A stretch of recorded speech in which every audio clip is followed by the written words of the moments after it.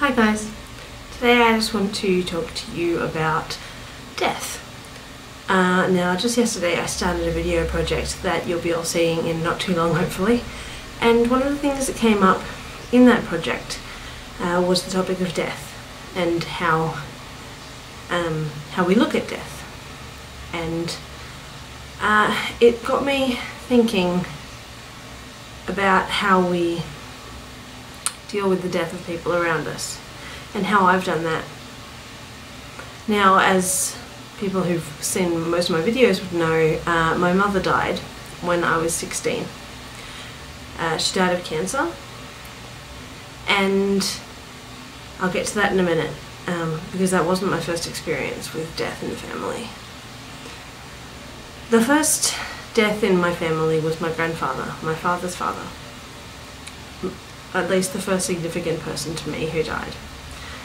And I say significant to me, but only to a certain extent, because he and I were never really close. He was a very, very, very heavy smoker, and because of that, his voice was always very, almost inaudible. Like it was basically just a croak, like a gravelly, crunchy kind of. You can hardly call it a voice. And as I was growing up, I had no idea what he said every time we went to visit him.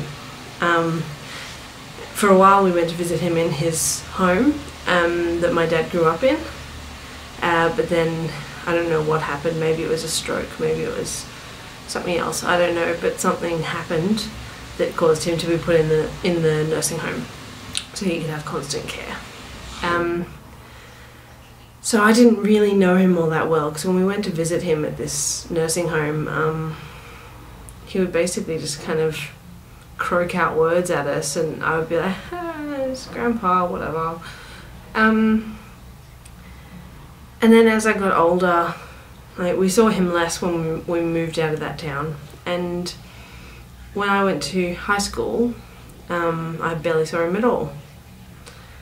And then we heard that he got really sick, I think when I was in year 7 or 8, so quite early in high school. And he got really sick, and we figured he'll just get better again, that's just what he does. He was looking really bad, and we were all getting really worried, and I did this whole melodrama thing where I told my friends at school that me and my grandpa are way close and he's really sick, and that's why I'm really upset, and oh my god, it's so significant to me, when it wasn't. I made a big deal over something that really wasn't a big deal for me. I wasn't emotionally committed to this person. I barely really knew him as anything other than, yes, that is the grandfather, that's my dad's dad, but he wasn't a significant personal person to me. So when he started looking better, I was so relieved, and I made a big thing of how relieved I was that he looked like he was going to be fine. And then the next day he died. And it was like this huge pity party for me in my group at school, because I'd made such a big deal about how upset I was that he was sick, and then he died, so everybody immediately felt like they had to rally around me to make me feel better. And it was my first experience with being in mourning, so, you know, being a drama student and a big drama queen, I wanted to make a big deal out of it, and I was crying and missing classes and running off and asking for random toilet breaks all the way through class so I could go and compose myself. I really didn't give a crap, like, it was like the death of a stranger. I wanted to be there for my dad, but when I looked at it myself, I'm like, I'm not really affected by this.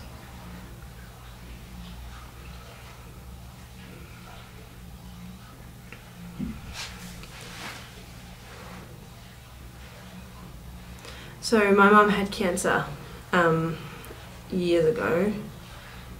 I'm not sure if it was before I was born or after I was born, but she had a few brushes with cancer through her life, and she survived them all.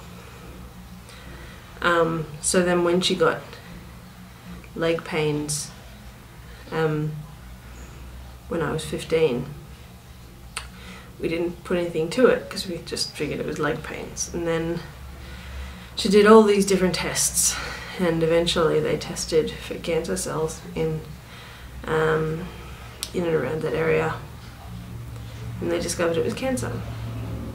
They discovered that some dormant cells from the years before when she had cervical cancer had become active again and were spreading fast.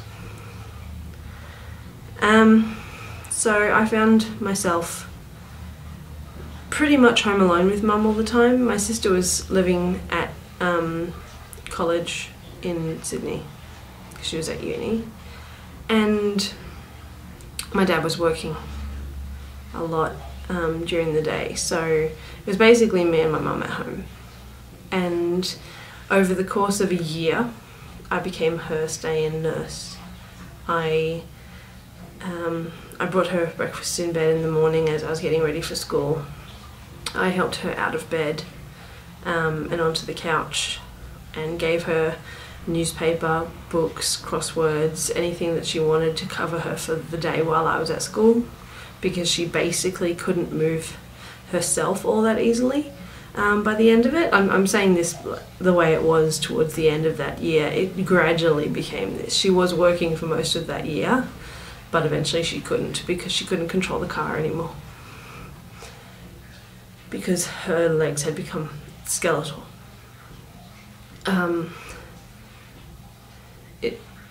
It was difficult for me to deal with because I could see her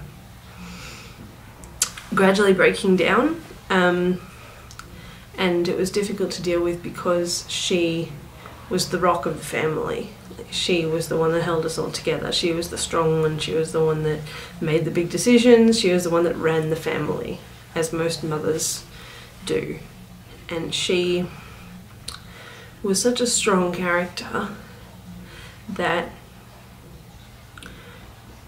to see her become entirely dependent on me was pretty earth-shattering for me, because I needed to completely reevaluate what I understood about who she was and what my role was for her, and what I needed to do for her. So when I would help her every single day to stand up and to walk, and help her to the toilet, and help her on the toilet, help her off the toilet, and help her back to the couch, and help her to eat, and all of these steps that would, it brought us really close together. It did, we did get really close in her final few months, but it was very difficult having to deal with that. And yet, you would think, doing all that for a full year and a bit, that you would be closer to accepting the fact that she is dying. Because by the end, she really was just skeleton with skin hanging off her. There was nothing to her. I was 16 and I could easily lift her. Easily, like a child. And yet I know that I didn't come to terms with the fact that she was dying until she was in Liverpool Hospital.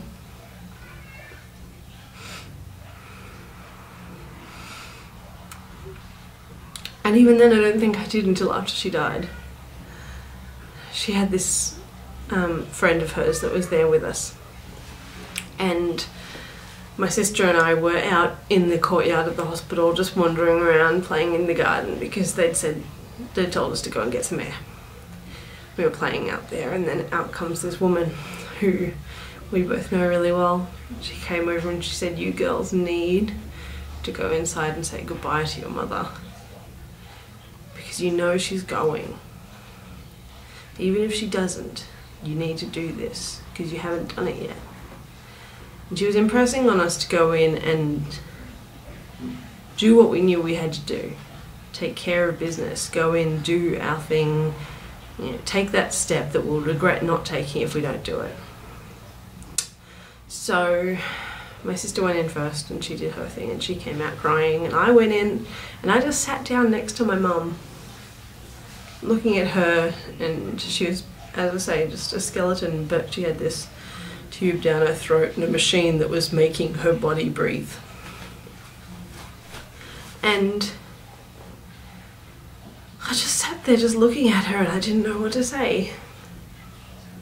I think all I really got out was, I know you'll beat this, Mum. You've beaten it every time before. I couldn't get the idea of this is it. And looking back, I wish I'd taken more from that moment. I wish I'd taken advantage of it. When I was about 19, one of my childhood friends who I'd grown up with, who I'd known all my life, who was my age, died of a brain aneurysm. She was 19.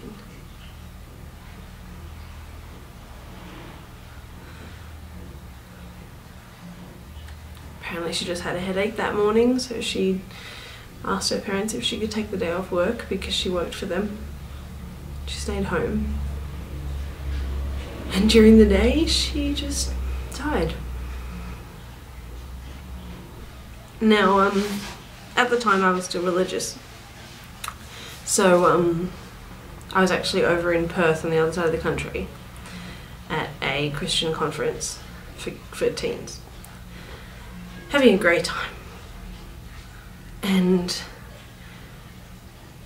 when Camille's mum, Maria, called my dad to let him know what had happened to Camille, she said, "Don't tell Penny until she gets back, because I don't want to ruin her trip." And I was a few days away from getting back. So when I got back, I went to my boyfriend's place. My boyfriend at the time. And he had never dealt with any kind of death before. He was, had just never come across that, didn't know how to deal with it, whatever. So when I got a call from my dad the next day asking where I was, I didn't know what was coming. So I said I was at his place, and he said, "Can I come over?" And I said, "Yeah." So he came over and he talked to me at the front and explained what had happened and said that Camille had died.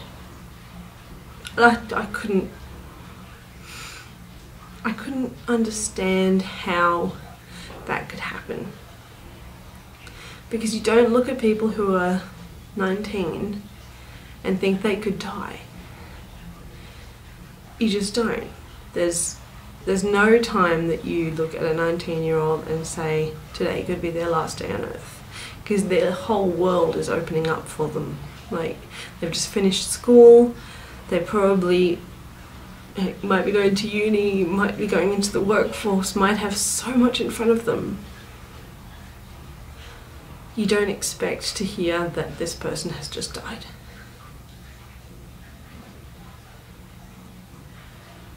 Especially not if you grew up with them. Especially not if you had been friends with them for as long as you can remember and shared all the childhood experiences with them, and then found out that you weren't going to be able to share any of the adult ones with them.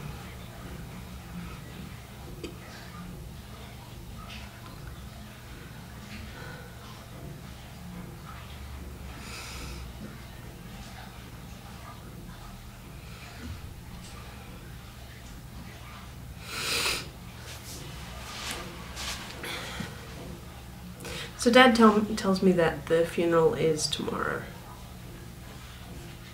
So I've just gotten back from a trip and I've barely recovered from the trip, and I find out that the very next day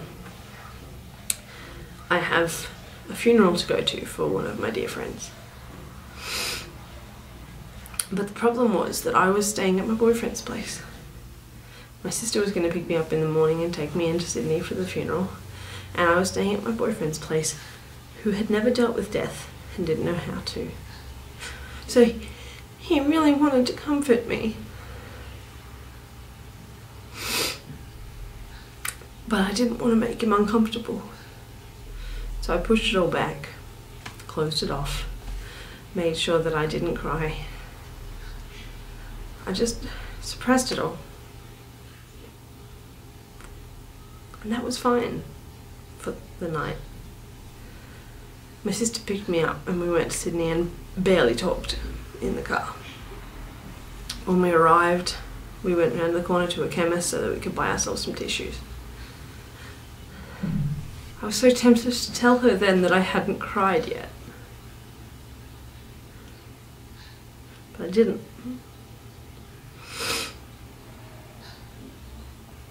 We walked back around the corner to where the church was, and as we were coming into the courtyard and I saw the church and I saw the coffin being taken out of the hearse, my entire world just broke down around me and I bawled my eyes out.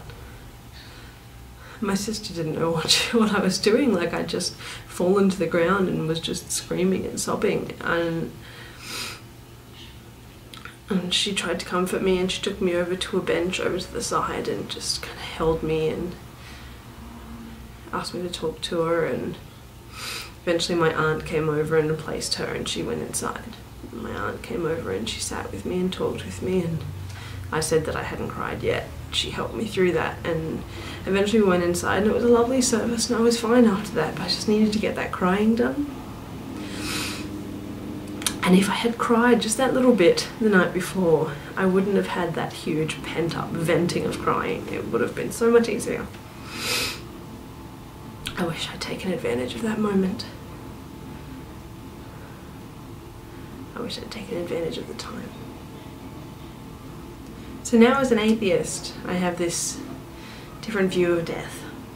Because at the time of both those deaths, of all three of those deaths, I believed in heaven. I believed in the fact that they had gone on to a better place, that they were watching over me, that they were always going to be there, that they were happy now that they were there, and they were still alive, but just not here. And now I look at it from the terms of there is no afterlife, there is nothing more, they're gone. They live on in my memory. They live on in the memory of all the people who knew them. My mother will always be alive in a part of me, and when I look at a photo of her, I can think of her and be close to her. But I know that she doesn't exist anymore. And yesterday, with one of my friends, I was talking about nihilism and what she was talking about, positive and negative nihilism. The idea of there's nothing after this life and that's okay, or there's nothing after this life, isn't that shit? And the difference between the two. And I think I'm kind of stuck between them at the moment. Because I'm coming from a deconversion. My friend was coming from it in terms of she's never been religious, never seen heaven as something that exists, always seen it as a fairy tale, and therefore finds it very easy to be at peace with that. But the indoctrination of the church really does get into your head and fuck you up. And I found that recovering from the heaven myth has been one of the hardest things to deal with. And it really makes death an interesting concept. In the end, I think it's important to just live your life so that if you were to die, people would have wonderful things to say about you and to remember about you. I hope that my legacy can be a long list of friends, a happy world, and a whole heap of creative artworks that I have left behind, whether they be musical things or visual things or, you know, whatever. As long as I can have done something that has impacted the world. So that there'll be things left over that people can go, you know, Penny? Yeah, she did this. As long as I can leave something that makes the world a little better, then I'll be happy. I'll be happy to die and go into nothingness. just leave. Because I'll have done a good job. Be wonderful to those around you, because they're the people that will remember you. And if you're wonderful to them, they'll only remember the wonderful things. Bye.